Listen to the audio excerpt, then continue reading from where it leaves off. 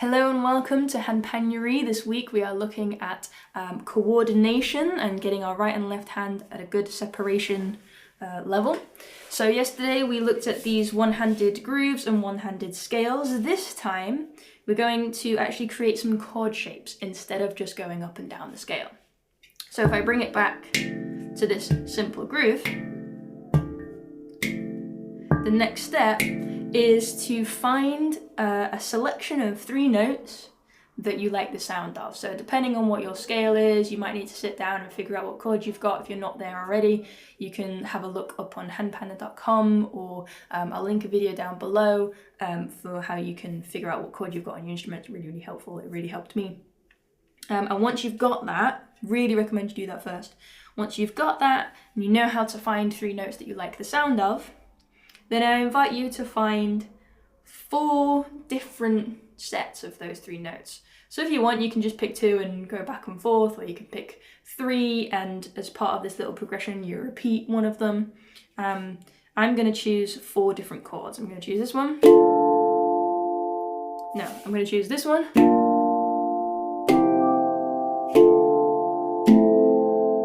I don't like that.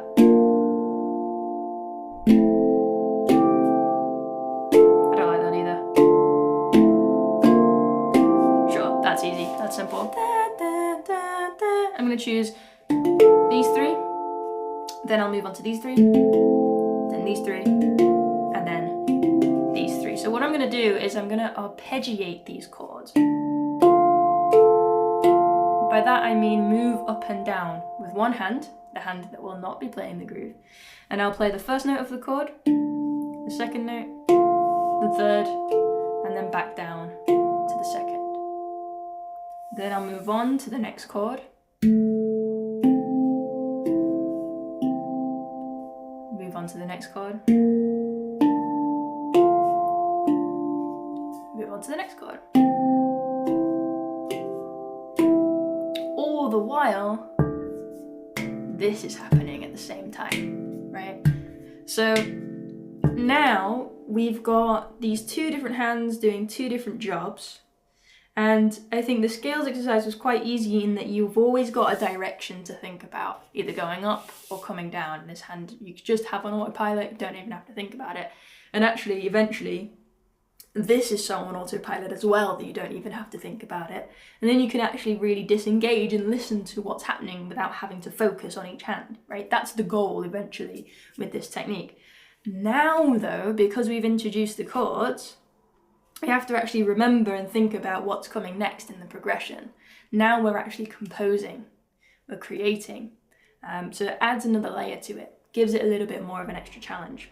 So let me demonstrate what that might look like then. Starting here on this chord, let's get the groove going. Ready, 1, 2, here we go.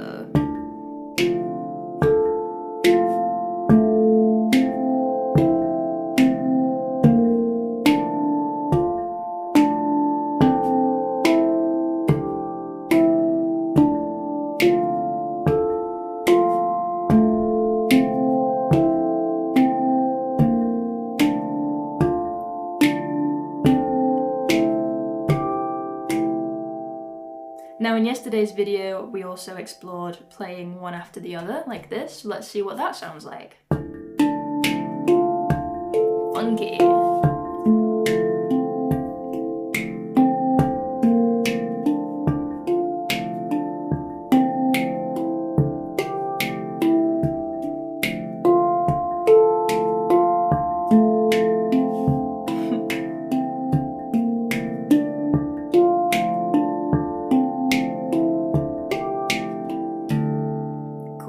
And then we also had playing 2 strikes on each note while keeping the groove the same.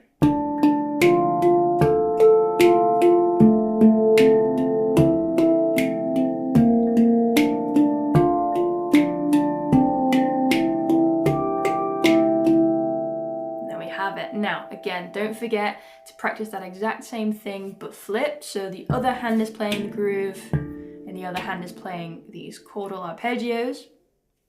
Once you've practiced on both sides, we can then actually start to explore another technique. I call this the open technique. So what we're doing here is autopilot. Now I'm going to segue into open. And by that I mean, instead of one hand stays on one job, one hand does the other, we start that way, but then whenever we need to avoid this motion, where we can start to get a bit tangled, instead of doing that, we actually allow ourselves to swap the roles of the hands, which initially can be a little bit more confusing because then both hands need to know two different jobs, right? In autopilot technique, you can get away with not practicing, not swapping and practicing with the right and left hand, right? Which I hope you haven't been doing. With open technique, you really have to practice switching roles on both sides so that you can do it on demand at any time. And that's going to allow you to reach different melodies that you otherwise wouldn't be able to find. It's also going to allow you to keep playing in this nice open posture to avoid any hunched shoulders, crossing of arms, chicken wings, all of this kind of thing. So what I'm going to do is start with the right hand on the groove, like this, left hand on the chord, but then as I move on to this second chord, you'll notice some crossover has been happening. So instead of letting that happen, I'm going to swap roles. My left hand will play the groove, and my right hand will play the chord. And then my next chord is also on the left hand side, so then I have to swap roles again. And then lo and behold, my fourth chord is on the opposite side again, so I have to swap again. Which is actually really good practice. It means I'm constantly practicing this swapping of roles. So let's see what that might look like.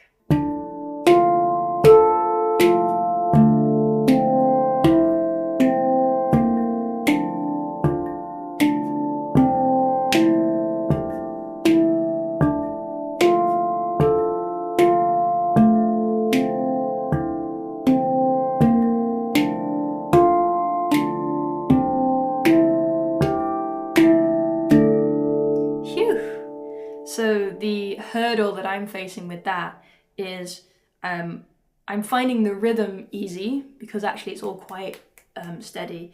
It's the texture changes that I'm struggling with. I ended up muting at the same time on the note or playing an open ding where I wasn't supposed to because I didn't remember to think about that action as well. So lots of different things happening here. And again, like I said last time, don't just keep it to that simple rhythm. Find a rhythm you like and see if you can adapt that rhythm to a one-handed rhythm and see if you can input this new idea into that rhythm. So yesterday, I used the example of the 3-3-2. And let's see what it sounds like with these chords, with the open technique.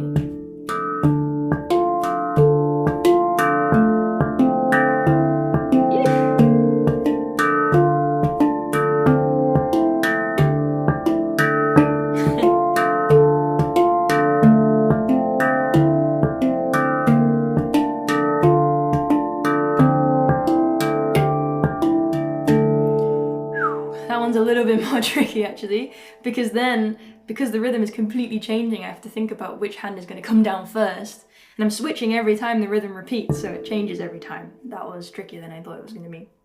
Alright, so find a rhythm that you like, find a bunch of chords that you like, and create your own version of this. I'd love to see your videos of these. Hashtag Handpanuary, if you're on Instagram, please do show me. But yeah, enjoy, and I will see you tomorrow.